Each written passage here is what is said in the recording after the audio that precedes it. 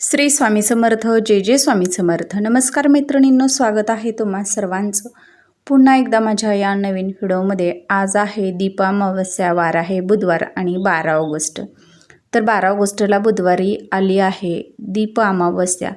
आषाढ अमावस्येच्या दिवशी दीप अमावस्या ही साजरी करण्यात येते आणि अमावस्या दिवशी सायंकाळी दीपपूजन करण्याची आपल्याकडे प्रथा आहे. त्यासोबतच लहान मुलांचं या दिवशी औक्षण करण्यात येतं. कणकेच्या दिव्यांनी औक्षण करण्याची देखील परंपरा काही ठिकाणी आहे. तर श्रद्धेनुसार दिव्याचा प्रकाश मुलांच्या आयुष्यातील अंधकार, संकट आणि नकारात्मकता दूर करून त्यांचे जीवन सुखी, आरोग्य, ऊर्जा आणि समृद्धीने उजळावे या भावनेनं या दीप अमावस्येला मुलांचं औक्षण केलं जातं. तुमच्या घरामध्ये जर लहान मुलं असतील तर त्यांचं औक्षण हे कणकेच्या दिव्यांनी आवर्जून करायचं आहे. कारण या दिवशी कणकेच्या दिव्यांना खूप मोठं धार्मिक महत्त्व आहे. कणकेचे दिवे हे सर्वश्रेष्ठ मानले जातात. म्हणूनच मुलांचं औक्षण हे कणकेच्या दिव्यांनी करायचं आहे. धार्मिक श्रद्धेनुसार असं म्हटलं जातं की कणकेच्या दिव्यांनी मुलांना ओवाळल्यानं किंवा त्यांचं औक्षण केल्यानं त्यांच्यावर देवी देवतांची कृपा राहते. त्यांना निरोगी आयुष्य, दीर्घायुष्य आणि सुख समृद्धी लाभते. तसेच या दिवशी मुलांना ओवाळल्यामुळं मुलांवरील वाईट नजर, नकारात्मक ऊर्जा आणि अशुभ प्रभाव देखील दूर होतो. मुलांचं औक्षण करताना कणकेचे दिवे का वापरावेत किंवा कणकेच्याच दिव्यांनी मुलांचं औक्षण का करावं? तर बघा, कणिक ही अन्नाचे, तर दिवा हा ज्ञान, तेज आणि सकारात्मकतेचे प्रतीक मानला जातो. कणकेचा दिवा तयार करताना बघा, हा गोड दिवा तयार केला जातो आणि त्यात तेल घालून मुलांना ओवाळलं जातं. म्हणजे त्यांच्या जीवनात अन्न, आरोग्य आणि प्रकाश कायम राहावा अशी धार्मिक मान्यता आहे.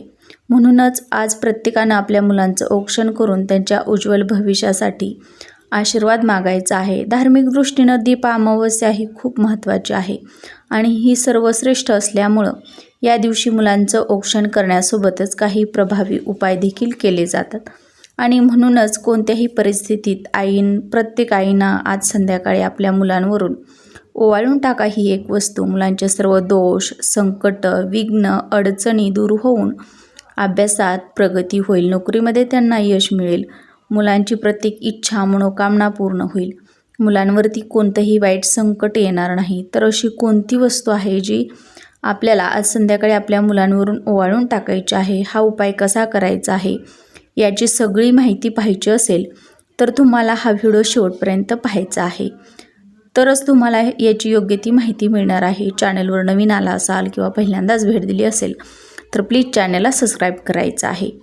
तर हा प्रभावी उपाय प्रत्येक आईनं आपल्या मुलांसाठी करायचा आहे. तुमची मुलं कितीही मोठे असतील किंवा लहानातील लहान असतील तर त्या प्रत्येक मुलामुलींसाठी हा उपाय तुम्हाला करायचा आहे. अमावस्येचा दिवस हा असतो ना, तर तो नकारात्मकता, वाईट शक्ती आपल्या घरातून दूर करण्यासाठी किंवा काढून टाकण्यासाठी अतिशय प्रभावी मानला जातो. त्याचप्रमाणे अमावस्या तिथी ही आपल्या पितरांना समर्पित असते, माता लक्ष्मीला सुद्धा समर्पित असते. आता बघा, नजरबाधा, संकट दूर करण्यासाठी खूप महत्त्वाचा हा दिवस आहे. या दिवशी आपण मुलांसाठी जे काही उपाय करतो तर ते अतिशय प्रभावी ठरत असतात. त्यामुळंच या अमावस्येच्या दिवशी मुलांसाठी अनेक वेगवेगळे जे उपाय आहेत तर ते केले जातात आणि त्यातीलच एक अत्यंत प्रभावी उपाय मी आज तुम्हाला सांगणार आहे. हा उपाय बघा, आपण करताना आपल्या आजीलासुद्धा पाहिलं असेल. तर हा उपाय संध्याकाळी करायचा आहे. संध्याकाळी सूर्यास्तानंतरनं अगदी रात्री 11 वाजेपर्यंत तुम्ही हा उपाय कधीही करू शकता. जेव्हा तुम्हाला शक्य होईल तेव्हा तुम्हाला ह्या ज्या 2 वस्तू आहेत त्या मुलांवरून ओवाळून टाकायच्या आहेत. तर बघा, तुम्हाला तुमच्या घरामध्ये सुतक असेल किंवा तुमचा मासिक धर्म चालू असेल तर तुम्हाला हा उपाय करता येणार नाही. तर हा उपाय का करायचा? तर बघा, बऱ्याच वेळा काय होतं की आपल्या मुलांना बाहेरची बाधा लागत असते. म्हणजे बाहेरील व्यक्तीची नजर आपल्या मुलांवर पडली की मुलांना नजरदोष होतो. आणि नजरदोष ही फक्त बाहेरीलच व्यक्तींमुळे आपल्या मुलांना लागतो असं नाही. खास करून बघा, आईवडिलांची नजरसुद्धा आपल्या मुलांना लागत असते. आणि एकदा का हा नजरदोष किंवा नजरबाधा लागली की मुलांच्या आयुष्यामध्ये फक्त संकट आणि संकटच येतात, अडचणी सुरू होतात.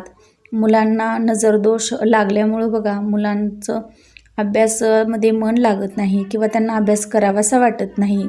मुलं सारखी चिडचिड करतात, हट्टीपणा करतात, मोठ्यांचं ऐकत नाहीत किंवा मुलं सतत आजारी पडत असतील आणि याच मुलांच्या आयुष्यातील सर्व समस्या कुठेतरी कमी करण्यासाठी त्यांना प्रगतीचा योग्य तो मार्ग मिळावा यासाठी आपण हा उपाय करायचा आहे.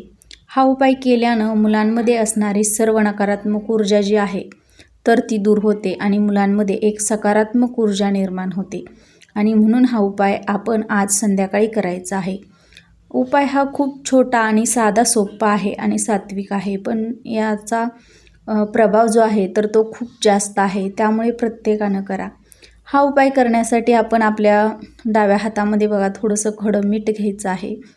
खडं मीठ नसेल तर बारीक मीठ घेतलं तरीही चालेल, पण खडं मीठ असेल तर आपल्याला आवर्जून खडं मीठच घ्यायचं आहे. त्यानंतरनं थोडीशी काळी किंवा पिवळी मोहरी घ्यायची आहे. दोन्हीपैकी जी पण मोहरी असेल तर ती तुम्हाला घ्यायची आहे. तर या वस्तू आपल्याला डाव्या हातामध्ये घ्यायच्या आहेत. त्यासोबतच 5 सुक्या म्हणजेच वाळलेल्या लाल मिरच्या घ्यायच्या आहेत, ज्या बघा देठासहित असतात. या तिन्ही वस्तू तुमच्या हातामध्ये घ्यायच्या आहेत. मुलांना एका पाटावरती किंवा आसनावरती पूर्वेकडे तोंड करून बसवायचं आहे आणि नंतरनं हे सर्व साहित्य मुलांच्या डोक्यापासून ते पायापर्यंत घड्याळाच्या काटा ज्या दिशेने फिरतो तर त्या दिशेनं बघा 7 वेळा उतरवून घ्यायच्या आहेत आणि त्याच्या उलट दिशेनं 7 वेळा ओवाळून घ्यायच्या आहेत.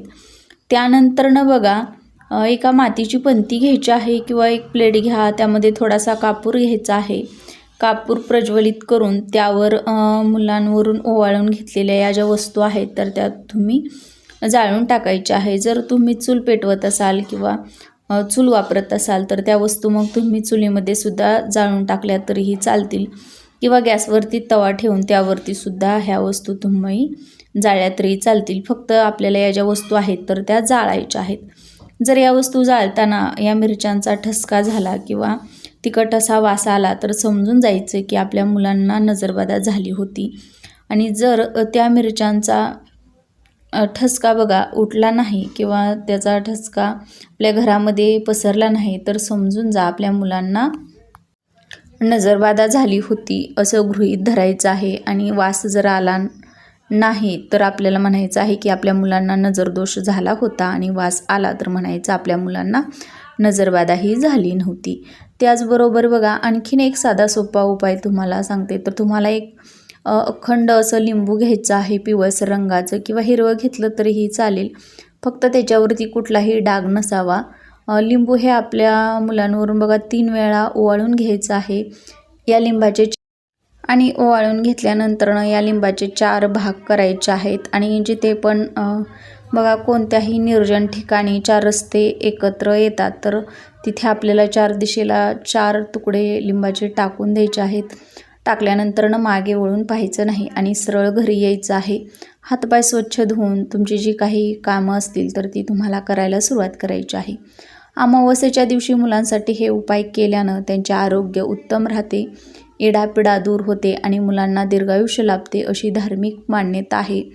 त्यामुळं तुम्ही हे जे काही उपाय आहेत तर ते या दीप अमावस्येच्या दिवशी आवर्जून आपल्या मुलांसाठी करायचे आहेत.